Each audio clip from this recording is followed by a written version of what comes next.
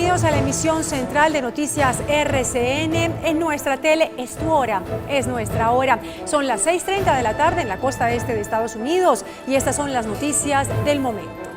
Se confirmó la terrible noticia en México. 3 detenidos aseguraron que ejecutaron a los 43 estudiantes desaparecidos el 27 de septiembre. La Comisión Interamericana de Derechos Humanos inquieta por 3 naciones latinoamericanas. Estamos en Washington. Marta Lucía Ávila. Colombia, México y Estados Unidos son los países que en este momento más preocupan a la Comisión Interamericana de Derechos Humanos. También estamos en Caracas. Respuesta de Venezuela a Naciones Unidas por denuncias de trato denigrante. Carmen Rengifo. Relatores de las Naciones Unidas cuestionan a la justicia venezolana por el trato que le da al dirigente opositor Leopoldo López y al Estado venezolano por la permisividad con los colectivos armados. Exclusivo Noticias RCN, hablamos en la cárcel con el condenado ex senador Iván Moreno. Dijo que es inocente y que todo es producto de un complot. Yo no he sido jefe de nada, ni siquiera de mi hogar, porque en mi hogar manda mi señora, como manda en la mayoría de los hogares de Colombia. Yo le puedo decir con absoluta transparencia y honestidad de que jamás he sido partidario de ninguna acción criminal, ni al margen de la ley. Y vean al siguiente personaje, él es Martín, un gato de 2 años que a falta de botas usa corbatas. La historia al cierre del noticiero.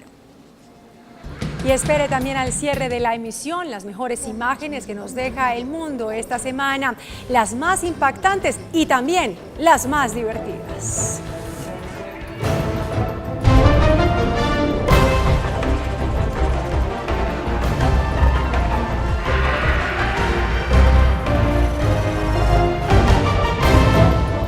Mucha atención, triste y lamentable noticia en México. La Procuraduría confirmó que los 43 estudiantes desaparecidos fueron ejecutados. Según las investigaciones y el testimonio de 3 nuevos detenidos, a los alumnos los quemaron. Les arrojaron combustible y los cuerpos ardieron desde la medianoche hasta las 2 de la tarde del 27 de septiembre. Los asesinos confesos dijeron que al lugar de la quema solo algunos alumnos llegaron con vida. Sé del enorme dolor que produce en los familiares la información que hasta ahora hemos obtenido, un dolor que compartimos solidariamente todos. Los testimonios y confesiones que hemos recabado, aunadas al resto de las investigaciones realizadas, apuntan muy lamentablemente al homicidio de un amplio número de personas en la zona de Cocula. Colombia, México y Estados Unidos preocupan a la Comisión Interamericana de Derechos Humanos. ¿Qué es lo que le genera inquietud sobre estas 3 naciones al organismo regional? Le preguntamos a nuestra corresponsal en Washington, Marta Ávila. Marta. Buenas noches. A la CIDH le preocupa la situación de los defensores de los derechos humanos en Colombia, la desaparición de estudiantes en México y las deportaciones de niños migrantes en Estados Unidos.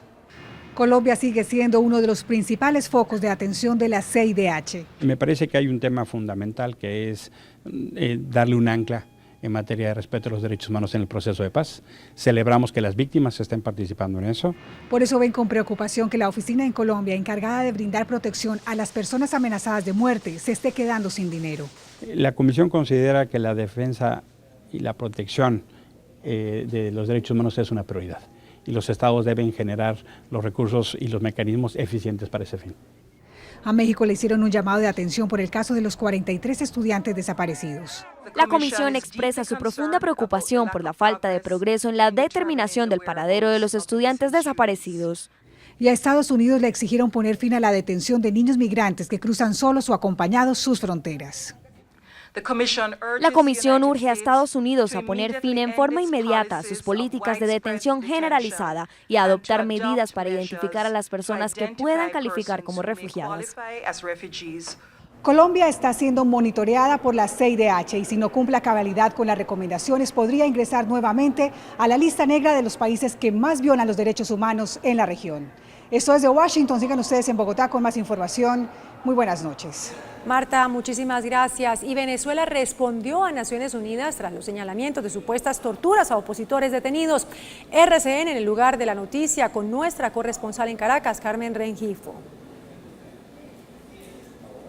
Así es, muy buenas tardes. En esta nueva jornada, el Estado venezolano justificó el accionar de la fuerza pública durante las protestas. Aseguró el representante del gobierno, el presidente Nicolás Maduro, que eran hechos violentos y que por tanto había que controlarlos. Entre tanto, los relatores de la ONU denunciaron que ha aumentado la violencia contra la mujer aquí en Venezuela, pero además que se recrudeció precisamente en estas manifestaciones.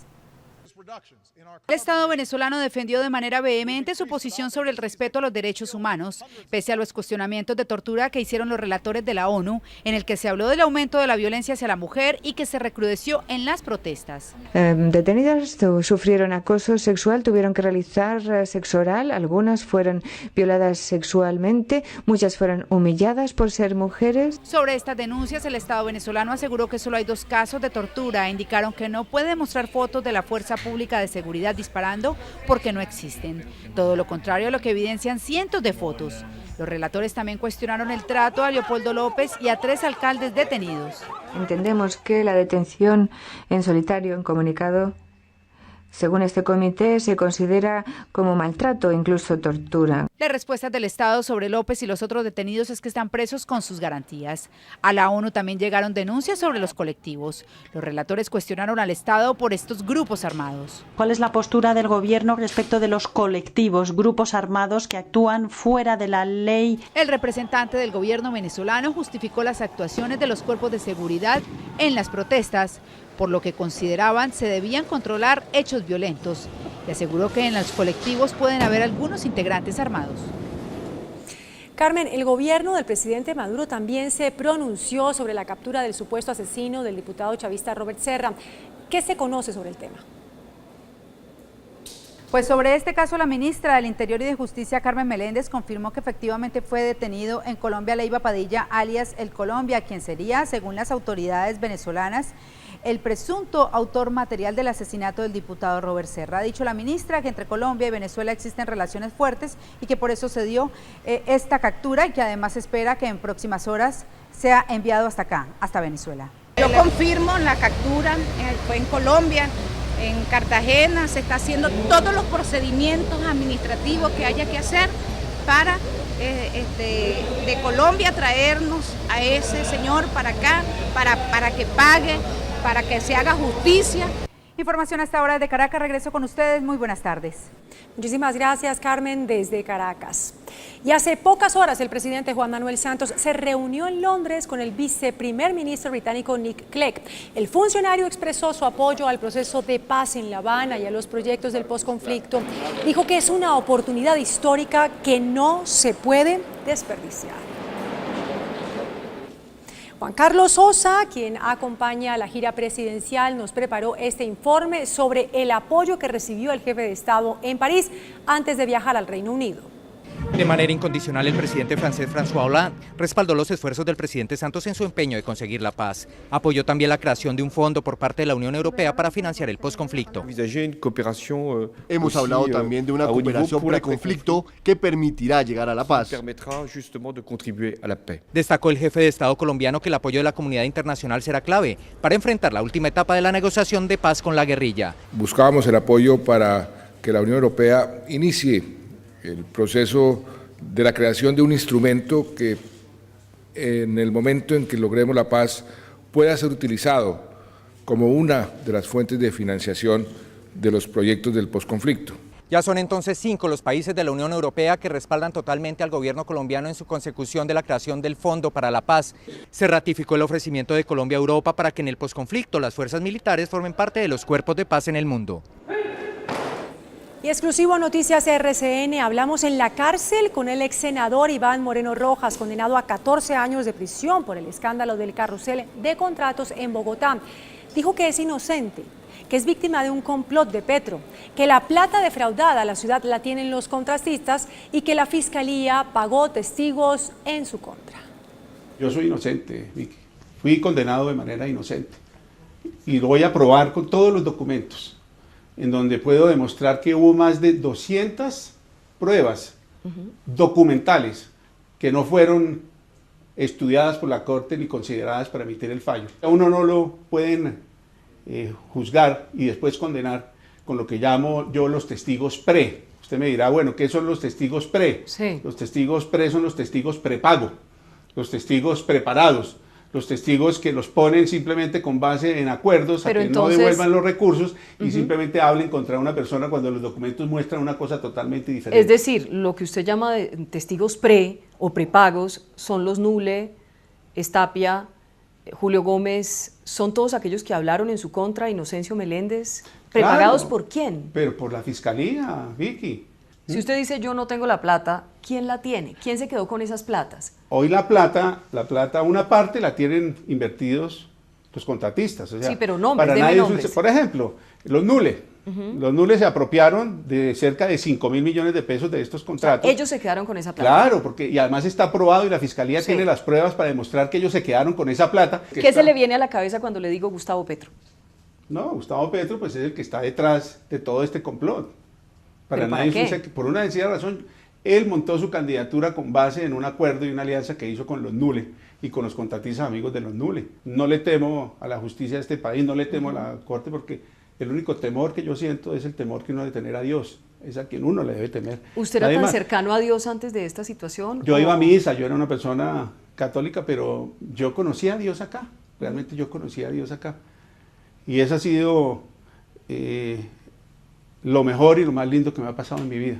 Conocer a Dios y entregársele a Él y entregarle todo a sus manos. Porque yo sé que en la justicia de Dios se impone sobre la justicia de los hombres. Entonces, esa justicia tarde o temprano tenga la seguridad de que todas esas personas que han hecho tanto daño al fallar injustamente, al dar testimonios falsos, pues ante la ley de Dios lo van a pagar. Habló el hijo de Pablo Escobar, el máximo criminal del país, jefe del cartel de Medellín, el mafioso que le declaró la guerra a Colombia. Juan Pablo Escobar escribió un libro sobre su padre y prende varios ventiladores. Las revelaciones en el libro del hijo de Pablo Escobar son de todo tipo. Hay una nueva versión sobre varios hechos trascendentales en la historia reciente de Colombia. Por ejemplo, la toma del Palacio de Justicia. Confirma, según estas páginas, que Pablo Escobar financió ese golpe de la guerrilla del M-19. Eso es un hecho, eso ocurrió. La investigación mía también así lo afirma. Hubo $1 millón que mi padre aporta para que esa operación se lleve a cabo. Hay que dejar claro que eso no fue una idea de mi papá. Esa fue una idea del M-19, la cual, por supuesto, él tomó un provecho personal en la que él sabía que el edificio que iban a tomar estaban los expedientes que cursaban contra él. En las páginas del libro se intuye que su tío Roberto está relacionado con el operativo que terminó con la muerte de Pablo Escobar. Yo sí he preferido dejar esa decisión al lector, de que con la comprensión del texto pueda tomar la elección de decidir si hubo o no esa traición. Yo en lo personal no tengo dudas y me entristece que así haya sido. Y cuenta Escobar hijo que Castaño le contó a su madre que encabezó ese operativo contra Pablo Escobar. Según el libro, los Pepes comandados por Carlos Castaño encabezaban las operaciones del bloque de búsqueda, irrumpían primero para que la fuerza pública llegara después. Lo nuestro no es una versión, lo nuestro es una historia real de lo que aconteció, una conversación cara a cara, frente a frente entre mi madre y Carlos Castaño, donde él le detalló de manera pormenorizada todos los temas del operativo final contra mi padre.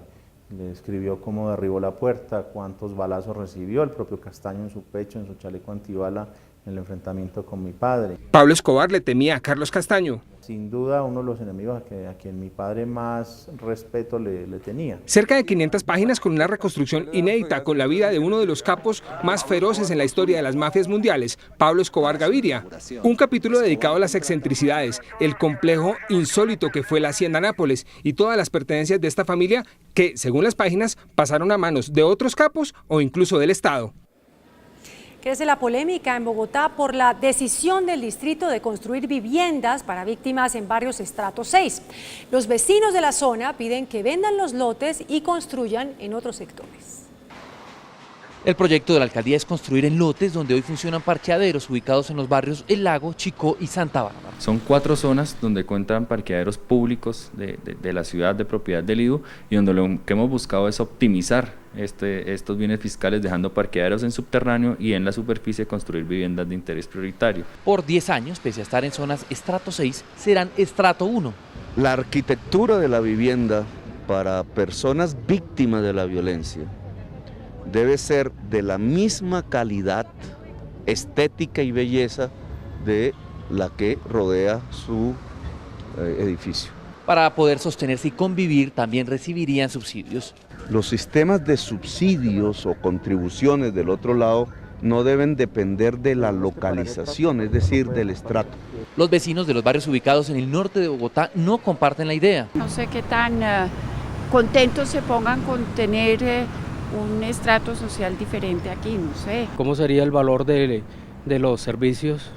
¿Cómo sería el valor también para hacer sus compras y mercados en el sector? Una de las propuestas que hacen es que vendan los lotes y con el dinero construyan más viviendas en otros sectores de Bogotá.